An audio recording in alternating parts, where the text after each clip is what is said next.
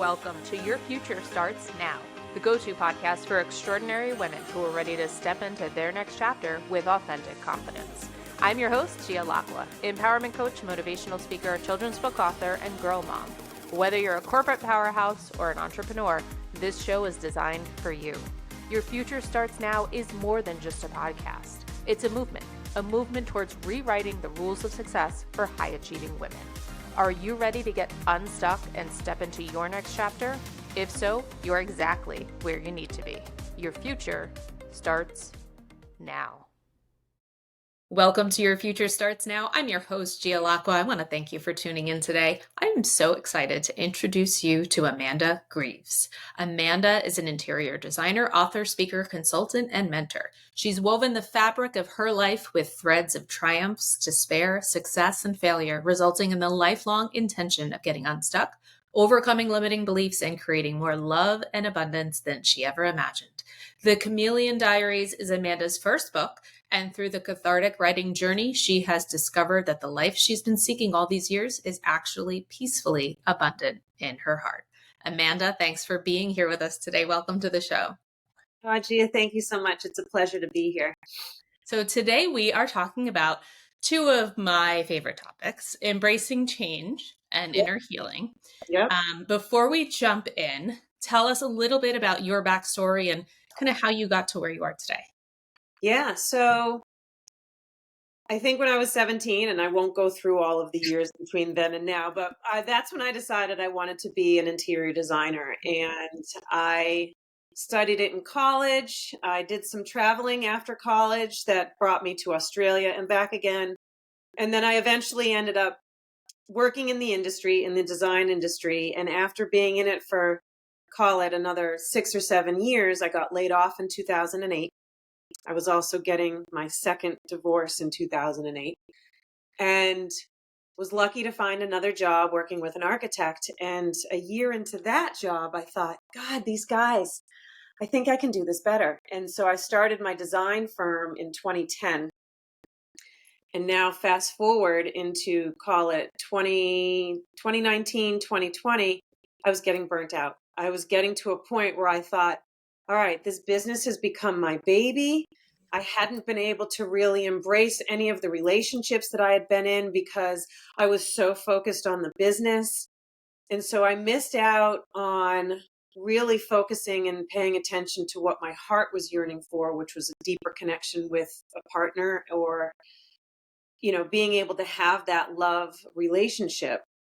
And got to a certain point where I'm like, okay, well, now I'm too old to have kids. And some people will say you're never too old, but my body was saying you're too old. And so that, plus you add in some of the stresses that happened during COVID, and it really gave me an opportunity to take a very, very large step back, reassess what I had been doing for so long. And it was abundantly clear to me that I had lost my passion for design.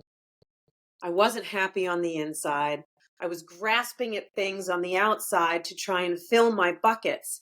And I was repeating the same unhealthy habits with the same type of person, same type of relationship. And finally, everything just kind of blew up at the end of 2022. And I said, I'm done.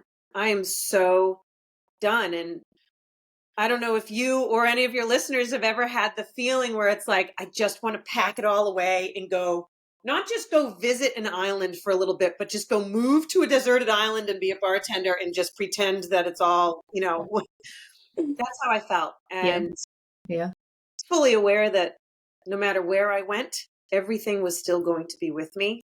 Mm-hmm. I took the more mature approach and started doing the work. I really started to dig in. And that's where the cathartic writing process of the book came into play. That's where the full realization that I'm now in a better position of what my soul wants me to do than I was working within the design and construction world. And I'm getting to a point now where it's like, I can feel how this transition has made me understand what's truly inside. Mm-hmm. And the value of that. So, yes, interior designer of 20 something years, business owner of 14 something years, and now author, speaker, coach, consultant. I love Starting. that. I Yeah. love that. What a beautiful story and journey, and recognizing, where you felt stuck or dissatisfied, you took that and listened to that inner voice and created an opportunity to pivot, Well, right? it took some time, and there It's were two significant moments that it Mhm. was literally like a whack, whack, one on Mhm. Sunday night and one on Monday, and I'm like, oh my God, I can't do this anymore. And those were the pivotal moments where I said, this is it. I'm all done. Yeah.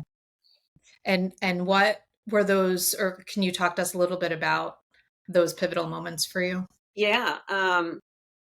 I mentioned I had been dating the same type of guy for a Mhm. while, and I I had been with a man for a couple of years, and now that I look back on it, the signs were all over the place, but I got really good at ignoring red flags. And Yeah. so he once I started to really dig in and was wondering, why do I feel so crazy? Why do I feel so lost and confused? Why am I the one that's feeling like I'm doing something wrong all the time when I genuinely know that I'm doing something right? And the deeper I got into understanding how and why I was feeling, he's a covert narcissist and borderline personality disorder. Mm. And based on my research, but it really, he was leading a double life. He was also dating somebody else the entire time that we had been together. And there had been signs, but like I said, I'd gotten really good at ignoring them.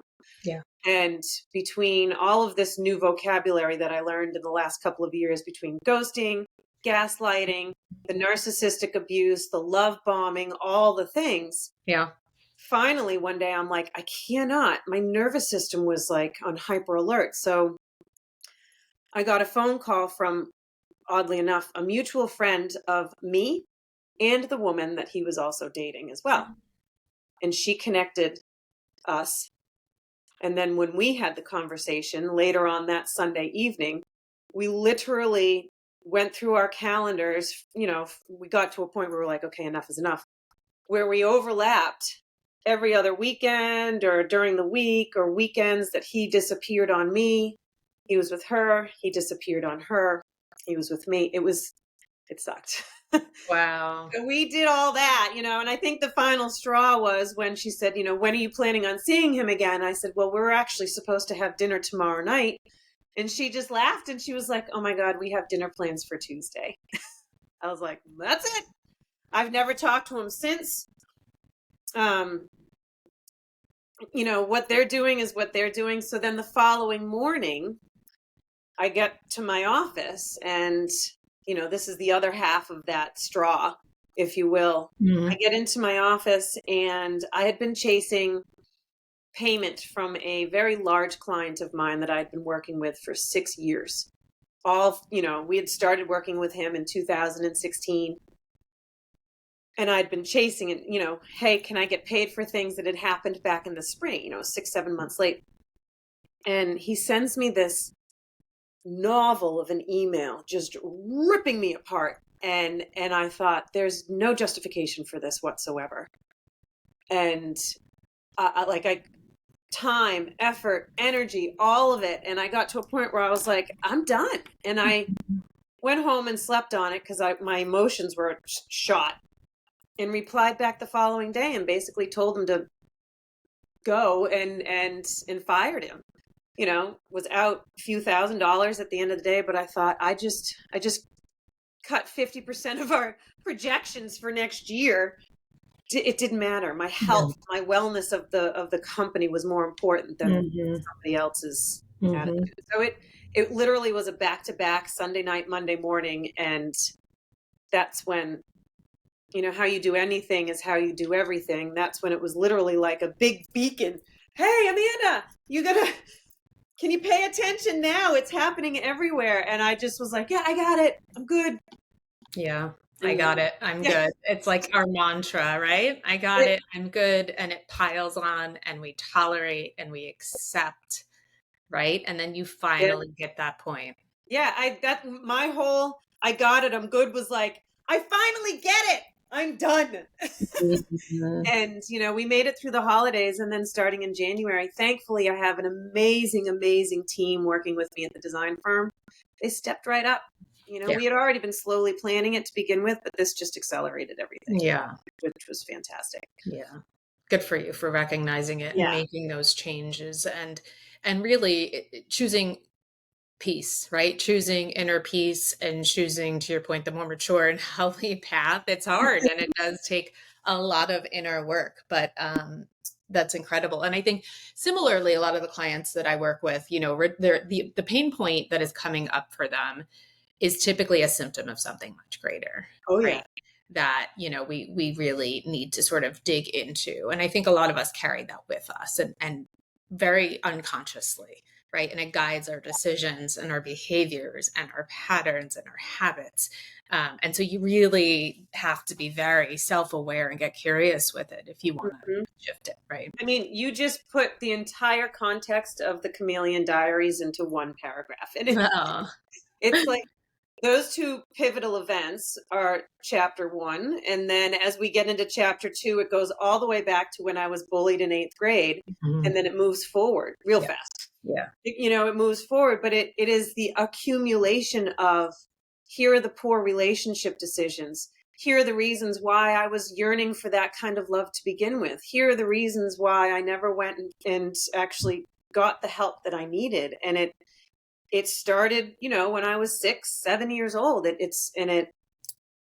It took those two major,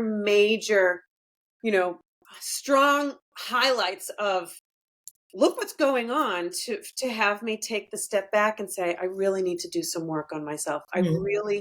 This is enough. I need to dig in and pull back those layers. Just pull back the layers, pull them back, see what's inside.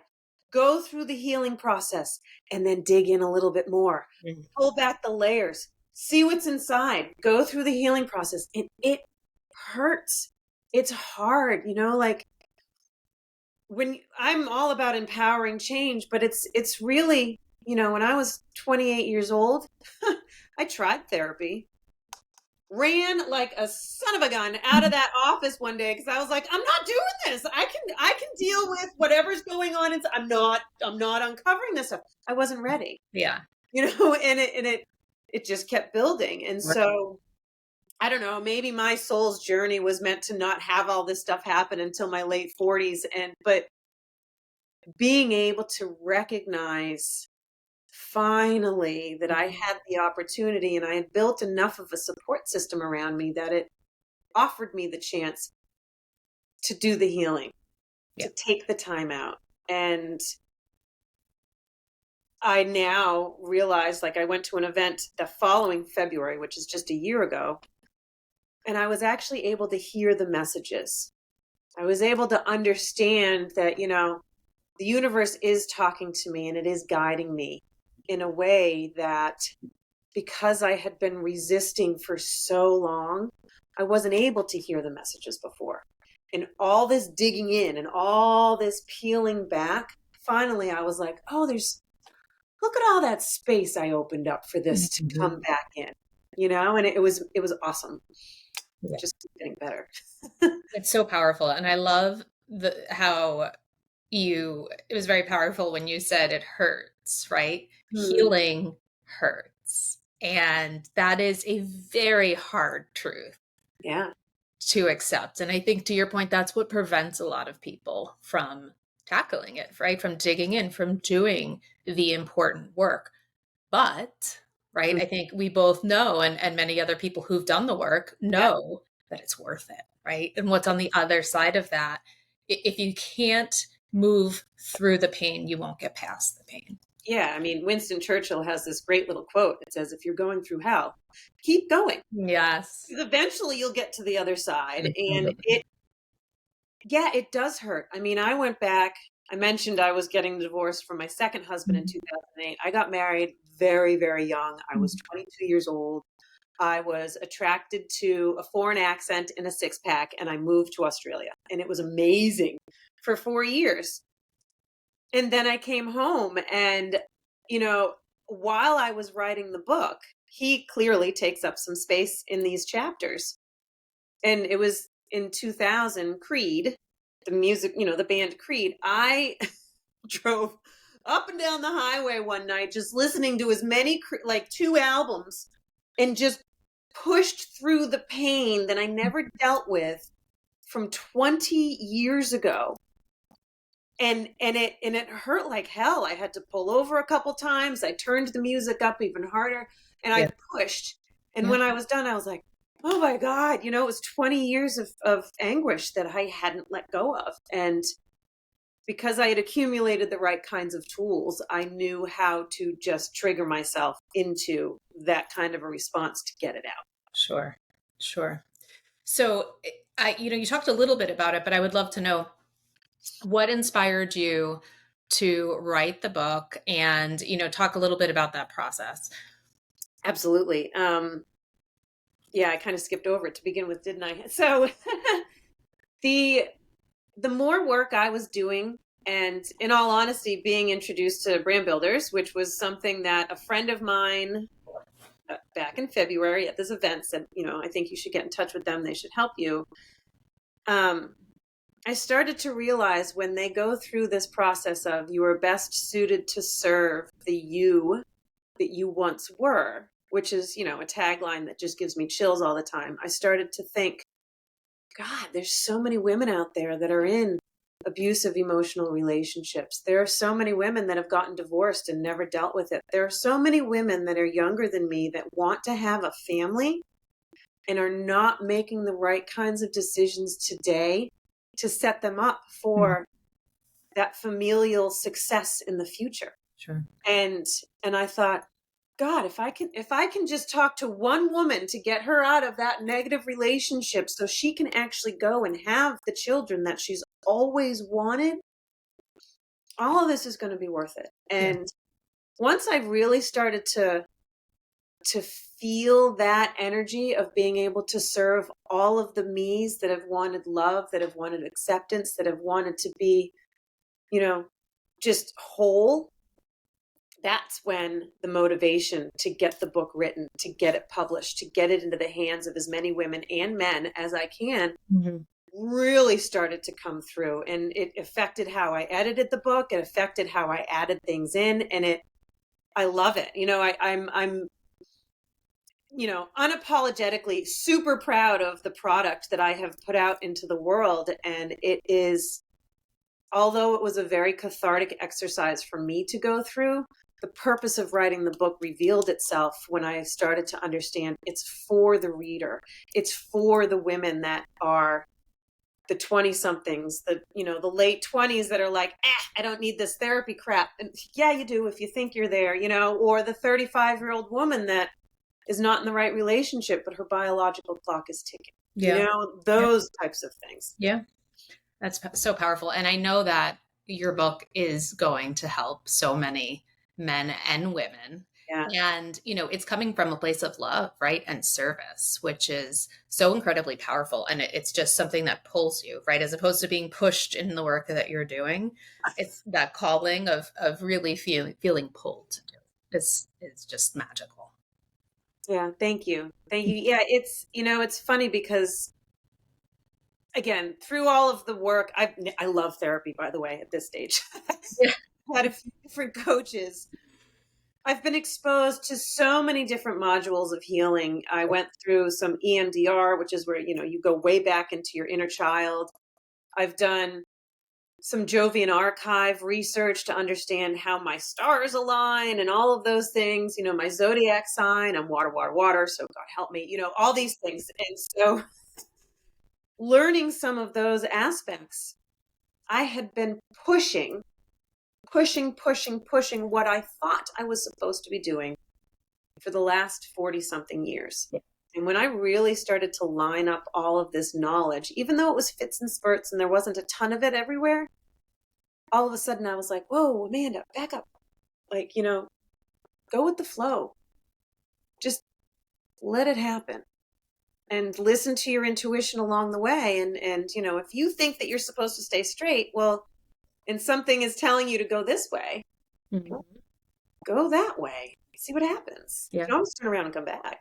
Mm. So it's the accumulation of all the different opportunities that have really, or all the different knowledge modalities that have really made a difference. Yeah. And tapping into that inner wisdom. I think the Mhm. healing, right? When you heal, you allow yourself to listen to that inner wisdom and go right instead of going straight. And it's hard. It's hard because it's different than what maybe you had imagined or you think you should be doing. And we have these blinders on, right? Yeah. That say, nope, don't look over there. Yeah. Just keep looking forward, keep Well, looking straight.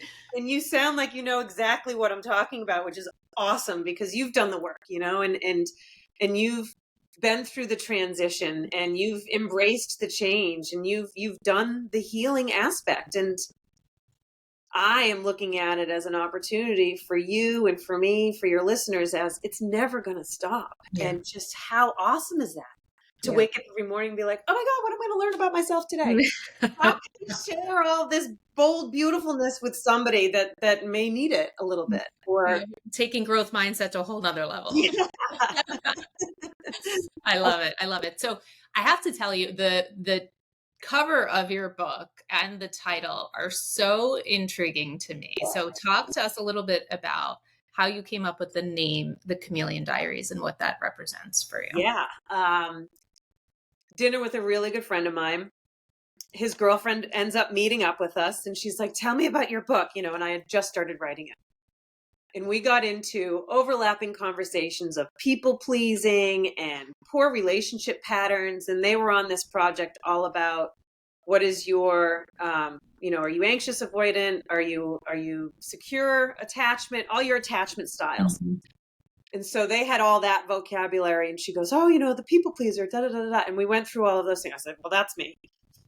And I've always had an affinity. I've always loved lizards, and I used to have a turtle. There's just like all these different things, and somebody was like, oh, the chameleon. I'm like, ooh, and when I started this process, I had stacks and stacks of journals that I started to go through to pull all of these stories from, because when you write in your journal, I'd say that the majority of us write about all the bad stuff that's going on. When we're in a great place and things are going wonderful and all of these things, like, your journal's kind of empty. Yeah. Thankfully, right now, months have gone by and I haven't made any notes. But it evolved. So I thought, no, I don't want to be a people pleaser. And then I thought, I've evolved. There is that chameleon-like skin that has been shed. And so the Chameleon Diaries really started to resonate. And then, there's a watercolor element about the cover itself of the chameleon, whereas like, is it in front? Is it in back? Where's all of this different coloration coming from? And that's where I felt there's a solid image, but there's the watercolor element behind it where it's like, okay, well, this is kind of fading away. This feeling of having to please everybody and shift and change on a constant basis has actually started to wash itself out. Yeah. And so, there's more colors on there than I, in my previous life, ever would have imagined I would have done it's got the whole rainbow on it, for God's sake. So, but I love it. And I'm very, very pleased with how it turned out. I had a great design team that I worked with for it too. So yeah, I love it. It's gorgeous. And I think for what comes up for me, and definitely what you're saying resonates, I think also the piece of it that ties to your identity, right? And I'm not a reptile fan, but I will say I have used the snake analogy, yeah. right? Where the snake sheds their skin, the outer layer, right? Because that is such a powerful analogy for us evolving into our future selves and recognizing that doesn't mean that what we did previously was wrong or bad, right? It probably served us in some way, in some capacity at a certain point in time, recognizing that now those things are no longer serving us, those habits and behaviors. And so how do we learn to shed that skin once we've outgrown it? And it's, I mean, you got it. Like we're constantly evolving. Yeah. So it's not a bad thing that there have been so many iterations of Amanda, and it got to a point where, although I had been hurt and traumatized and what have you for various different situations and relationships and whatnot, in the acknowledgments, I thank every single person I've dated, my 2 ex-husbands. I thank you know, I, th- if it wasn't for all of those situations, you and I would not be talking right now. And I would not have had the strength and the endurance and the agility to turn around and be like, all right, now I'm going to go put my hand out and do my very best to pull this other woman up. And that's where I think a lot of the beauty has started to evolve more and more in this. It's about serving, not just being like, yeah, woohoo, I'm an author. I mean, yeah, woohoo, I'm an author. It's pretty exciting. And and I'm excited about the speaking aspect that's going to Sure. be going along with it. But the reality is, I want to serve my younger self. I want to go back to my 14-year-old self and scoop myself up and just be like, I love you. You are everything you've ever needed to be. Let's not worry about what these kids are saying over here. You are everything. And teach others how to do that to themselves as well, because if my 14-year-old self can now feel that love, it means that the 48-year-old self is going to have even more of it, which makes it even more fun. Definitely. Yeah. Yeah. It's like the concept of enoughness. The I am enough. The concept of enoughness. Yeah. No, There's on the last page of the book, one of the last pages, it says, where am I? It says, you are enough, you are worthy, you are lovable. And it's for me, that at one point I was like, oh, it seems kind of cliche. And then I'm like, no, it does not. It is people. I need to hear it every day. I want everybody you are the perfect amount today for what it is that is happening today. Absolutely. We all need to hear it every day, right? Yeah. So true. Every day. So true. It's great. Great advice. I would love to know, to all the high performing women that are listening, what's one thing that you want our listeners to consider doing differently or changing after listening to this episode? Oh, doing differently or changing. Well, we will only change ourselves if we are ready and willing to change ourselves. And there's the old saying, like, I've tried to change every guy I've ever dated. That doesn't work, by the way. It's Spoiler alert. right. Sorry. For me, I realized that because I wanted to have deeper connections with the people that were important to me, I needed to change how I had a connection with myself. Because otherwise, here I am grasping at all this outside stuff, trying to think that they're supposed to be a certain way, when really I just needed to get comfortable with me. And I realized that a lot of these overachieving women and I'm not saying overachieving in a bad way. I mean, more power to all of the big, bold, beautiful women out there that are doing all the things, the businesses, the moms, the pickups, the drop-offs, the dinners, the laundry, all of every single thing. It's being able to gift yourself the time. If you feel like there's something wrong in your life, taking the time, because you deserve it and you are worth it, taking the time to step back and understand what is it that's inside of you that is helping to add to the benefit or fuel the chaos. It starts inside. And when I was able to really put the brakes on the roller coaster that I've been on for years, oh my God, it was so liberating. I used to have this saying with my coach where she's like, you're like this, it would be like the roller coaster, the scariest one, at whatever the biggest park is in the world, whatever it may be. And I was like, I just want to get on the Caterpillar roller coaster, the little baby one. But I had to dig in. And so if there are women out there that want to change something in their lives, and men, depending on who's listening, sure. My advice is look inside and see where the adjustment needs to be made within you. Mm-hmm. Because I found once I started making my own adjustments within how I communicated, how I received information, how I presented and sometimes projected myself out there. When I started changing, people were responding to me differently. The energy that was happening around me felt different. My relationship with my parents, because I finally healed a lot of the resentment, a lot of the unknowingness, realizing that, God, they did the absolute best they could with the tools that they had at the time that I was being raised. And you go back, 40, 50 years in a generational gap, there's a big difference between then and now. And they didn't have a fraction of the vocabulary and the knowledge that we do now. And I was carrying around this bag of resentment for years and years and years. And finally I was like, oh, it's not serving me. Yeah. And Let it I go. changed how I approached them. Mm-hmm. And it naturally had them approaching me differently. So it was pretty cool. It still is. That is amazing. Amazing. Such incredible work. Yeah. Amanda, tell us, how do you define success for yourself today? And talk a little bit about how that definition has evolved for you over time. Yep. When I had started my business in 2010, I think it was maybe 2013, on the phone with my coach.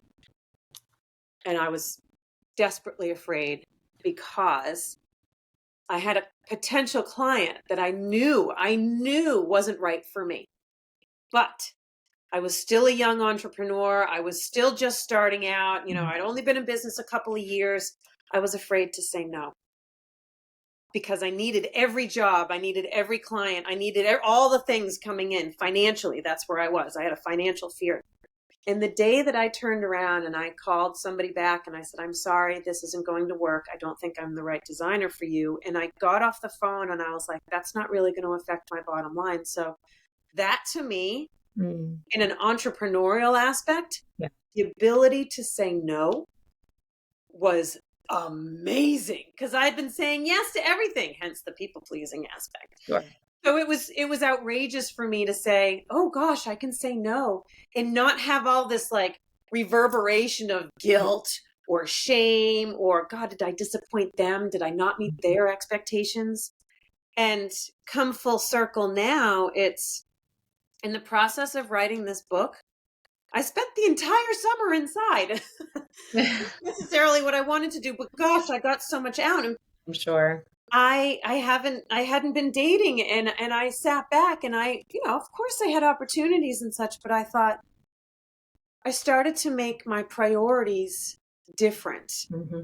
And so even I had to get through my fear of being alone. That's one of the biggest things that I had been working on over the last couple of years. Like the guy, gosh, he'd be a great person to have a relationship with. Oh, all the things, the chemistry was there, da da da. I unselfishly and unapologetically put myself first and said, no, thank you. I just got chills saying that again. I said, no, thank you. Mm-hmm. And he said, okay, great. Maybe we can next week. And I said, I'm sorry, I'm just not available. And he said, I don't understand. And I said, I'm not sure I fully do either, but I'm not going to be the best version of myself if I were to come and be with you. So therefore, I don't think that being with you right now is the right answer. And for me, it was like, whoa, like the fireworks were going off, because it wasn't something that I premeditated. It wasn't something that I thought about. It came from my heart, and it just came out. And it was like, wow. And for me, between the business professional success of being able to, understand what my priorities are within my company and saying yes and or no to clients appropriately, to doing the work within myself to keep myself as a priority and ensure that my health is my mental health, my emotional health, my physical health is definitely on top. That to me is when, success is aligning all of those three things, getting your brain connected with your soul, connected with your higher spirit, with the things that keep you running. That's where the success lies. And that's where it is. It's that balance. Love that. And it sounds like it was such a liberating moment for you, both professionally and personally, when that came from within, right? Mm-hmm. And you gave yourself permission to say no, which is something that you probably didn't in the past. I mean, what people pleaser does say no? Right. Not too many. Not too many, exactly. So I love the alignment of like mind, body, and spirit, and then making yourself a priority. And Yeah. to your point, really just being unapologetic about it. Mm-hmm. It's great. And there are people that don't understand, and that's okay. Yeah. Maybe they're not your people anymore. Maybe they're not meant to understand. And if they are permanent fixtures in your life, then I bet there's a different way that you can explain it, but if they're not, it's okay. They're not meant to be there anymore. And it's, for me, I really, really, I see, one of my best friend's daughters is going through some things right now. And, we had a quick conversation the other day, and I was like, you know what? How does it make you feel on the inside? She's like, kind of icky. And I said, how long do you want to feel that ick? And she says, I don't want to feel that ick. And I said, you just gave yourself the answer. Yeah. So.